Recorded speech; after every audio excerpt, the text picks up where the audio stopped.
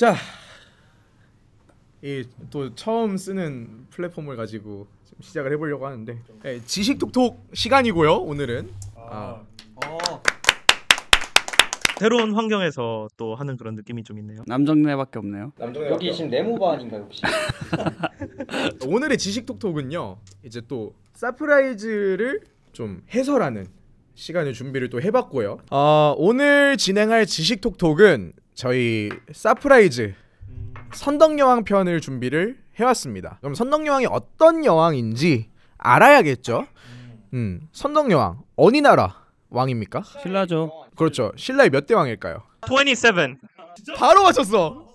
내가 원래 알고 있었어. 업다운 게임을 잘해요. 업다운 게임을 잘하더라고요. 그게 아니라 내가 원래 27대 딱 신라 히스토리에 대해서 좀 잘 알고 있어서 27대 왕이에요. 자, 신라의 최초의 여왕이고요. 사실 대한민국 역사에서의 최초의 여왕입니다. 근데 선덕여왕이 여왕이 되는 시점에서는 우리 신라의 왕족, 흔히 뭐라고 부르죠? 골품제잖아요. 진골, 성골 막.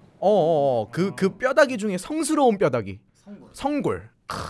진짜 뼈다귀, 진골. 그리고 그 밑에 육두품 막 이렇게 있는데 성골, 성스러운 뼈다구가 왕족이거든요. 근데 그 성스러운 뼈다구의 왕자들, 즉 남자가 다 죽었어요. 없어요. 어쩌다가 이제 그냥 뭐 안 태어난 거지. 신라의 27대 왕 선덕여왕은 어떻게 왕이 됐냐? 25대 진지왕이 폐위가 되고 진지왕의 후손들은 다 진골로 강등이 되었기 때문에 우선 성골이 아니에요. 근데 원칙상 성골이 왕이 돼야 되기 때문에 성골이 아닌 진골 남자를 왕으로 세우게 되면 뭐가 문제가 생겨요? 이미 진골이었던 귀족들도 나 왕하고 싶어. 그렇게 될 수 있는 거야. 그러면 진골들을 끌어다가 왕을 시킬 수가 없잖아. 그럼 성골 중에서 아직 공주들은 남아있어. 그럼 누굴 왕을 시켜야겠어요? 공주? 그렇게 된 거죠. 선덕여왕의 아버지인 진평왕의 딸이 3명 있습니다. 3명 다 유명해요. 뭘로 유명해요?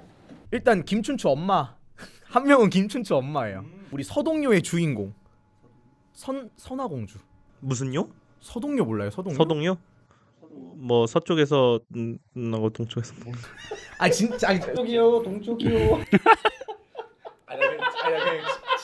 알겠어요. 서동요는 이런 거예요. 그 서동이 있었어. 서동. 그 말을 캐는 서동이라는 애가 있었는데 사람 이름이에요? 예. 사실 이게 백제무왕이에요. 서동이. 백제무왕이 신라에 가가지고 이 신라의 선화공주가 예쁘다는 소문을 듣고 노래를 퍼뜨린 거야. 선화공주는 밤마다 서동이랑 놀아난다는 내용의 이거 본 것 같아. 노래를 들어본 것 같아. 신라 전역에 푼 거예요.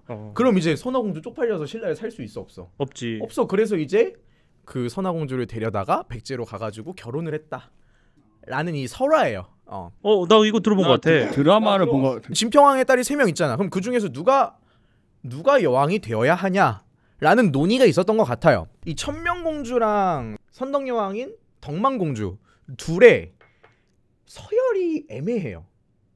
그러니까 역사 서마다 달라. 일단 나이는 서로 어떻게 돼요? 그걸 아예 알 수가 없어요. 그러니까 명확하게 알 수가 없어요. 그럼 띠는? 그러니까 모른다고.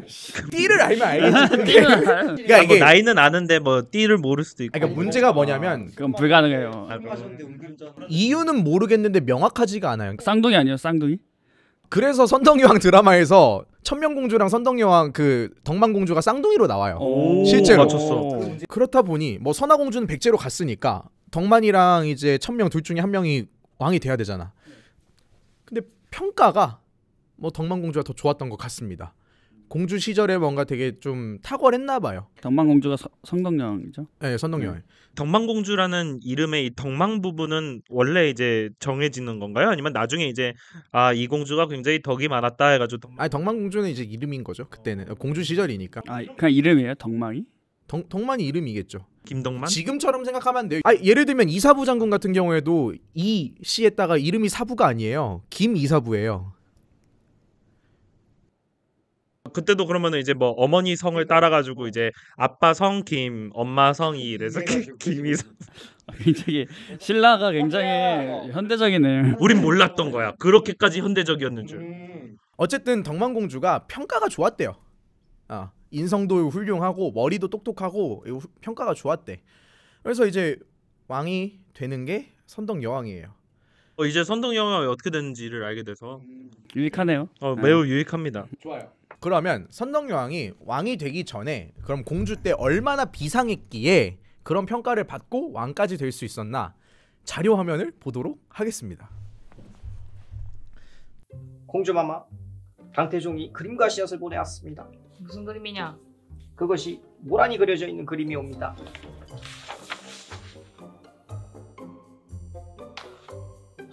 당태종 새끼 봐라. 예, 마마? 아니다. 아이, 방금 욕하신 것 같은데. 아 지금 내가 욕 안 하게 생겼어? 아이, 그게 무슨 말씀이시온지. 봐봐. 그림에 나비 한 마리라도 보이나? 아니, 없는 나비를 보라고 하시면은. 그러니까 왜 나비가 없냐고. 아이, 그게 무슨. 꽃에 나비가 없다는 건 꽃이 향기가 없다는 거 아니겠어?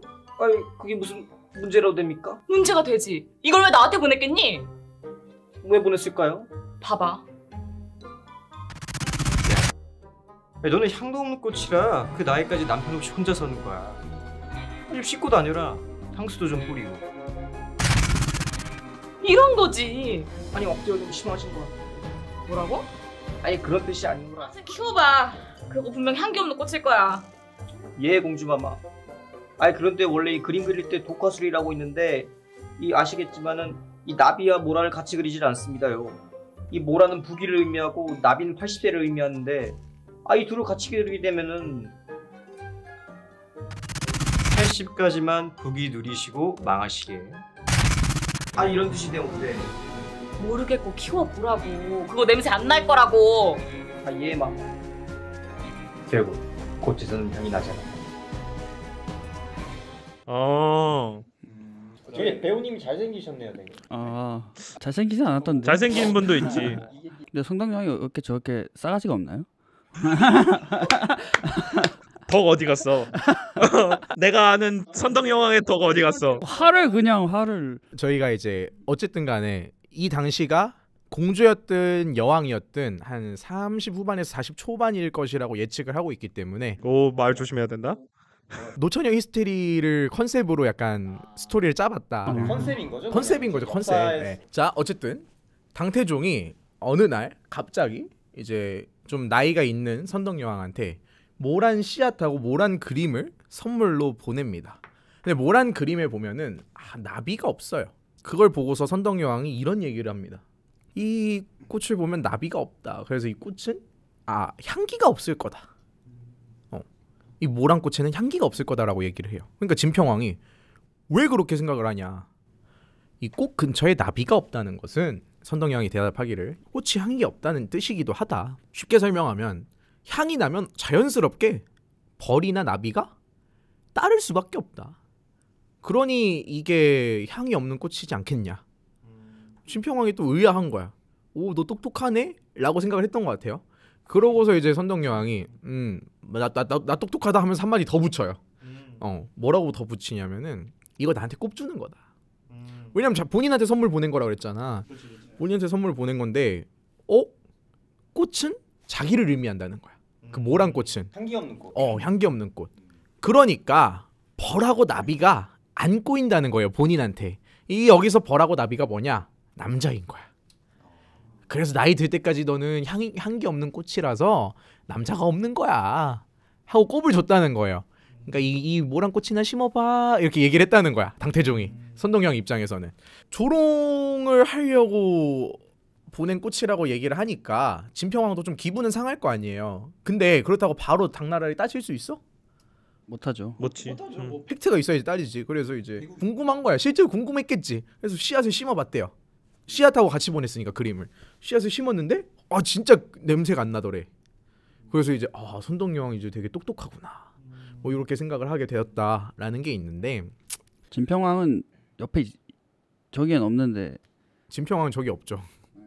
연기자가 부족해가지고 진짜 향이 안 났다는 거야. 그러니까 이제 선덕여왕 참 대단하네 라는 식으로 이제 역사서의 일화로 남아 있는데, 사실은 이제 옛날 시대부터 현대까지 동양화 같은 경우에는 독화법이라고 해가지고 그림을 독해하는 그런 법칙이 있어요. 법칙. 해석하는 법칙 체계가 있어. 약간 꿈 해석하듯이.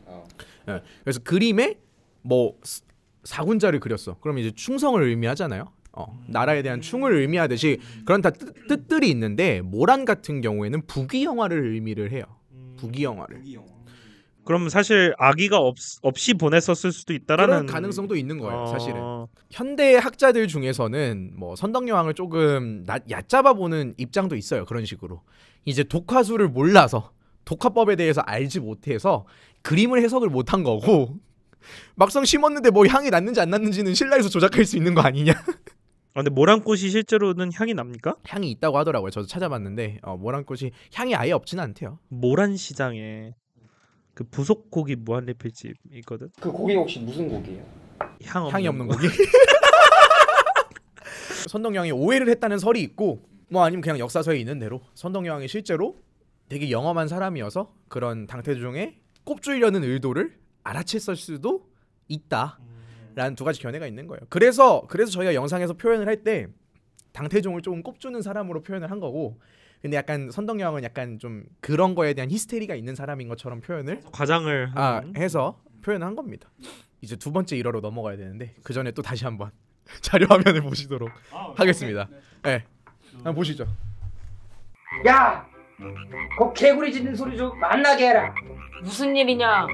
저 그것이 배야. 말하라고. 저 그것이. 뭔데? 말하는데 자꾸 얘기를 끊으시면 제가 말을 어떻게 합니까요? 미안해. 진짜 들을 테니까 얘기해봐. 저 개구리가 4일째 밤낮을 안 가리고 짖고 있습니다. 그래서? 그래서 짖는 소리 좀 안 나게 하려고 제가. 진짜 멍청하긴. 네? 개구리의 눈알이 어떻더냐? 화난 눈깔이었습니다. 하면 이상한 줄 알아야지. 뭐 이상해서 짖지 말라고. 그러면은 무슨 일값쇼페야? 성난 개구리의 눈은 병사의 모습이니라. 이 뭔 개소리야? 이게 뭔 개소린가 싶지? 아니옵니다 폐하. 어찌 알긴 네 얼굴에 다 써있다 이놈아. 어쨌든 저기 서남 변경에 지명에 옥문곡이라는 곳이 있다 들었는데 거기 한번 가봐. 백제놈들이 드글드글 할 것이다. 예 폐하. 근데 개구리는 우는 거 아니야? 짖는 게 맞아? 뭐 그렇긴 한데 짖는 게 좀 더 잘 짖지 않습니다. A few moments later. 폐하. 진짜 저 백제놈들이 독산성을 기습하려 했다고 합니다. 그러니까 내가 얘기했잖아. 거기 그놈들 있을 거라니까. 이게 바로 촉이라는 것이다. 대단하시옵니다. 좋아요. 어쨌든 영상 화면 잘 보셨으니까 두 번째 일화에 대한 설명을 조금 자세하게 드리도록 할게요. 궁궐 서쪽에 이제 옥문지라는 곳에서 3일에서 4일간 두꺼비인가 개구리인가가 계속 울었다는 거야. 그 거슬리죠 아무래도. 그래서 얘가 뭐라 그랬어요? 야! 그 개구리 짖는 소리 좀 안 나게 해라. 이렇게 얘기를 한 거예요. 선덕여왕이 이제 보고서 왜 무슨 일인데 한 거야. 신하들이 개구리가 3일 4일 밤낮을 안 가리고 계속 울고 있다. 그랬더니 이제 선덕여왕이 개구리 눈이 어떠냐고 물어봤어. 개구리 눈깔이. 그러니까 보여주셨잖아요 사진을 딱. 개구리가 화난 눈깔을 딱 하고 있었다는 거야. 성난 눈깔을. 근데 개구리가 화난 눈깔인지 그걸 알아볼 수가 있어요? 되게 신기하다. 아티스트 눈에는 그게 보이는 거야. 그래서 아티스트가 그려줬을 거 아니야. 개구리를 보고서 선덕여왕이 뭐라 그러냐면 성난 눈을 하고 있는 개구리는 군사라고 하는 거예요. 군사. 적군이라는 거예요. 개구리가 군사라고. 개구리가 군사라고. 오. 선덕여왕이 무릎을 탁 치면서 독산성으로 군사를 보내가지고 좀 그 일대를 확인을 해봐라 했는데 진짜로 백제 군사들이 숨어 있었던 거야. 그러니까 개구리가 미리 알려준 거네 어떻게 보면. 그렇죠. 워닝 사인을 알려준 거죠. 그래서 이제 나중에 상대등까지 하는 알천을 보내서 이제 소탕을 합니다. 상대등은 저 직군, 그러니까 저 지휘의 국무총리라고 생각하면 돼요. 제일 높은. 신라의 신하들이 신기해할 거 아니야. 물어봤더니 뭐라 그러냐면은 화난 개구리는 그 군사의 모습이고 그 다음에 그 옥문지에서 발견했다 그랬잖아요. 옥문곡이라고 이제 삼국사기에서 얘기를 하지만 그 삼국유사에는 여근곡이었다고 하더라고. 여근곡. 그 무슨 말이야? 여자의 성기를 뜻하는 여근곡이라고 해가지고 이제 여자의 성기에 남성의 기운이 들어오면은 기필코 죽는다라는 얘기가 있대요. 그래서 왜? 리액션은 어떻게 해야 될지 잘 모르겠습니다, 선생님. 근데 그 여근과 옥문이 같은 뜻이래. 그래서 옥문곡이라는 그 지명이 있을 것이다 한 거야. 그러니까 여왕 입장에서는 그 가봤더니 진짜 옥문곡이 있었다 그랬잖아요. 여근에 들어온 남자 병사들이 그 골짜기에서 죽은 거지. 여러분 왜 갑자기 경건해지세요? 뭐 역사적인 내용인데 그냥 두 분이서 눈빛 교환을 하더니 씩 웃는 걸 봤어요. 굉장히 은유적으로 접근을 했네. 그렇죠. 굉장히 문학적인 어떤 그 뭐라 그러지? 해석을 갖고 있는 여왕이신데 꽤 잘 맞추시는 편이시군요. 어쨌든 여기까지가 두 번째 일화입니다. 그렇게 해서 이제 선덕여왕이 꽤나 유능한 왕이었다라고 볼 수가 있겠고요. 세 번째 일화로 넘어갈 차례입니다. 자료 화면에 또 한 번 더 봐주셔야겠어요. 짐이 죽을 날이 정해졌다. 아예 병도 없이 저 돌도 씹어 드실 분이 갑자기 그게 무슨 말씀이십니까? 돌이라도 씹어 먹고 싶은 게야? 아예 아닙니다. 분명하시죠. 내가 죽거든 도리천에 묻어다오. 아니 거기가 어딘데요? 있어. 낭산 남쪽에 묻으면 된다. 내가 이거 왜 일일이 설명하고자 빠졌냐. 아니 거기가 왜 도리천입니까? 있어. 살다 보면 알게 된다. 영상미가. 자찬. 세 번째 일화는 삼국 유사에만 나오는 일화예요. 그래서 무슨 내용이냐면 선덕여왕이 본인이 살살 죽을 때가 된 것 같은 거예요. 갑자기 자기가 죽으면 신하들이 당황할 거 아니야. 그래서 나 언제쯤 죽을 것 나 언제 정확하게 죽을 거야. 그러니까 죽을 날짜를 정확하게 본인 알아. 그래서 모년 모월 모일에 나 죽을 거야? 라고 선포를 한 거예요. 그래서 신하들한테 이렇게 얘기를 하는 거예요. 나 죽으면 도리천에 묻어줘. 지명의 이름이 도리천인 거죠. 라고 생각을 하는 게 일반적이죠. 근데 도리천이 뭐냐면 이 불경에 의하면 그 사천왕들이 이제 있잖아요. 사천왕들. 저희가 하는 4대 천왕 맞나요? 사방신 같은 건가요? 약간 현무 막 이런 거 있잖아. 혜태. 혜태가 맨날. 불경에 의하면 그 사천왕들이 있는 곳이 있고요. 그걸 사천왕전이라고 하는데 그 사천왕전 위쪽에 도리천이 있다 그래요. 위에? 그러니까 뭐 하늘 같은 건가 봐. 내천자가 아니네? 물리적인 공간 아닌 거야. 어쨌든 간에. 근데 어쨌든 묻어달라 그랬으면은 실질적인 공간이 있을 거 아니야. 그러니까 신하들이 이제 뭐 당황스러운 거지. 사실 그때 뭐 불경 공부한 사람이 얼마나 있겠냐고. 나 죽고 천국에 묻어줘 하는 거랑 뭐가 달라? 다를 게 없는 거야. 그렇지. 그래서 거기가 어딘데요? 이렇게 한 거야. 그랬더니 이제 선덕여왕이 우리 영상에서도 답답해하잖아요. 뭐라 그러는 거야? 저기 낭산 남쪽에 묻어달라는 거야. 낭산 남쪽에. 결국 산 그냥 이러면 되지 않을까요? 지명을 바꿔요. 도리천이라고.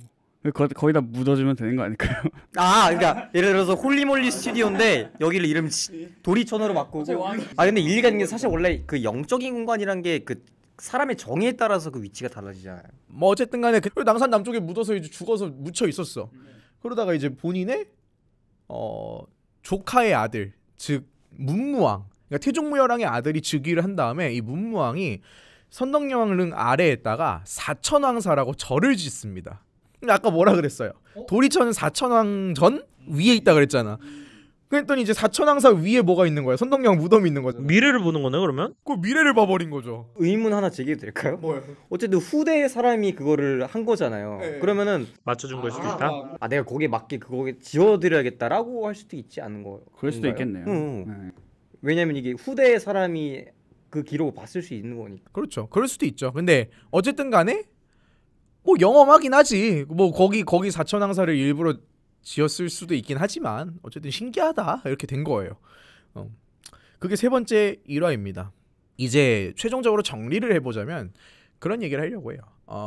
삼국유사랑 삼국사기가 기록이 조금 많이 차이가 나는 부분들이 있거든요. 그 이유가 뭐냐면 삼국유사는 일현 스님이 쓰시잖아요. 그렇다 보니까 일현 스님 같은 경우에 우리 이차돈 얘기 들어본 적 있으신가요? 그 불교 스님 아니신가? 맞아요. 그래서 승려예요. 머리를 베었는데 그 갑자기 머리가 슝 하늘로 솟구치면서 흰색 그렇지. 피였나? 흰색 피가 이렇게 쏟았다. 나 들어본 것 같아. 이차돈의 순교라고 하는데 그 양반이 돌아가시고 한 100년 있다가가 이제 선덕여왕 시대거든요. 그 말은 뭐냐면 불교가 들어온 지 몇 년 됐다? 한 100년 정도 됐다. 근데 선덕여왕 때까지 오는 동안 100년이 지났는데 그 100년간 지어진 불탑이며 불교 건축물들이 다양하게 있었을 거 아니야. 그거 다 합친 거보다 선덕여왕이 집권하던 당시에 지은 절이며 뭐 석탑이며 하는 불교 건축물이 훨씬 많았대요. 그러면은 불교의 지능을 누가 만든 거야? 선덕여왕이 만드는 거죠. 그렇지. 이련수님 입장에서는 선덕여왕 시켜 세워줘야겠어, 안 시켜 세워줘야겠어? 해야겠지. 시켜 세워줘야지. 그래서 삼국유사가 유독 선덕여왕을 되게 영험한 존재로 만들어줬다는 얘기가 있습니다. 어쨌든 결론은 삼국유사가 유독 불교 발전에 힘을 썼던 선덕여왕을 치켜 세운 경향이 있다. 삼국사기에 비해서. 선덕여왕이 그런 일화들을 다 믿으세요? 진짜일까요? 근데 솔직히 그 첫 번째는 좀 가능성이 있다고 보는데 개구리 눈은 약간 좀 선 넘었어? 그러니까 선 넘었다라는 표현을 또 쓰기에는 또 그렇고 저는 그런 표현을 쓰지 않았습니다. 왜냐면 사실 개구리 사이즈가 아니고 요만한가? 그죠? 네. 이 눈을 보고 그 느낌을 알 수가 있는지 나는 근데 궁금한 게 그거야. 그렇게 해서 이렇게 우는 개구리를 보고서 그래 거기에 매복해 있을 수 있으니까 잡아봐라고 했을 거 아니야. 그 오드를 딱 내린 다음에 그럼 그래서 이 개구리는 어찌할까쇼 물어본 사람은 없었을까? 막상 문제는 뭐였냐면 개구리가 계속 우는 거였잖아. 개구리는 그 알람을 한 다음에 이제 본인의 쓸모가 워닝 알람을 켜줬으니까 나중에도 키라고 가만히 살려두지 않았을까? 너는 이 궁의 서쪽을 지키고 네가 딱 알람을 켜줘. 그럼 일화들을 믿는 거예요? 선덕여왕이? 그건 아닌데 이제 예를 들어서 그런 거지. 그러니까 살짝 뭐라고 하지? 선덕여왕은 이렇게 감이 있거나 뭔가 있어서 알 수 있었을 수도 있어. 근데 이 개구리는 끼워 맞추기였을 수도 있지 않았을까? 그러니까 어쨌든 왕이든 뭐든 우리가 이제 좀 파워 있는 사람들이 본인이나 또는 주변에서 그 분을 좀 치켜 세우려고 그런 설들을 붙여버리는 게 있잖아. 그러니까 실제로 선덕여왕이 뭔가 알아가지고 거기에 보냈을 수는 있지만 개구리가 우는 거는 그냥 끼워 맞추기였을 수도 있다. 저도 비슷하게 생각합니다. 두 번째, 세 번째는 좀 끼워 맞추기가 아닐까. 좋습니다. 네, 여기까지였고요. 제가 설명할 거는 뭐 다들 하실 말씀 더 있으신가요? 저는 선덕여왕이 사실 어떤 분인지 정확히는 잘 몰랐거든요. 이름이 되게 유명하셔서. 드라마 안 보셨어요? 드라마? 근데 이런 일화가 있었는지는 되게 처음 알았고, 그러니까 사실 문화적으로 그렇게까지 부흥을 많이 시켰던 여왕인지는 저 처음 알았어요. 잘 들었습니다. 잘 들었습니다. 자, 오늘 선덕여왕 얘기 재밌게 해봤던 것 같고요. 제가 이 포맷이 바뀌니까 어떻게 접근을 해야 될지 오늘 좀 적응을 한 것 같아요. 다음부터는 못 하신 것 같아요. 그러니까 오늘 적응 못했었어. 그러니까 오늘은 적응을 못했고 다음번에 어떻게 해야 될지 좀 감이 왔어. 오늘 맞을까봐 좀 벌벌 떨면서 지금 들었고. 초반에는 윤신이 때릴 지경까지 그 가지 않았다. 선덕여왕이 27대 여왕이라는데 27대가 나 때리는 수준이었어요. 마음을 잡았어요. 한 27대씩. 오늘 이 형태에서 가장 중요했던 거는 제가 바로 27대 여왕이었던 거를 맞췄다라는 부분이지 않을까. 좋아요. 네, 그래서 다음번에 조금 더 재밌는 내용으로 찾아뵐 수 있도록 하고 다음 시간에 뵙도록 하겠습니다. 감사합니다. 감사합니다. 당분간 저는 계속 서프라이즈 해설을 준비할 것 같고 앞으로 또 준비해 주신다며요. 네네, 저도 간간히 혼자서 수다 떠는 그런 느낌에. 혹시 그 선생님 바꿀 수도 있나요? 선생님을 바꾸는 게 아니라 선생님이 그냥 교대로 나온다고. 쌉소리 하지 마세요. 약간 확실히 남자들만 있으니까 분위기가 되게 험악. 아니요, 원래 당신한테는 좀 험악했어요. 형님들의 그런 승질놀이를 제가 지금 진짜 발로 한 대 찰 뻔했어요. 나도 맞고 나니까.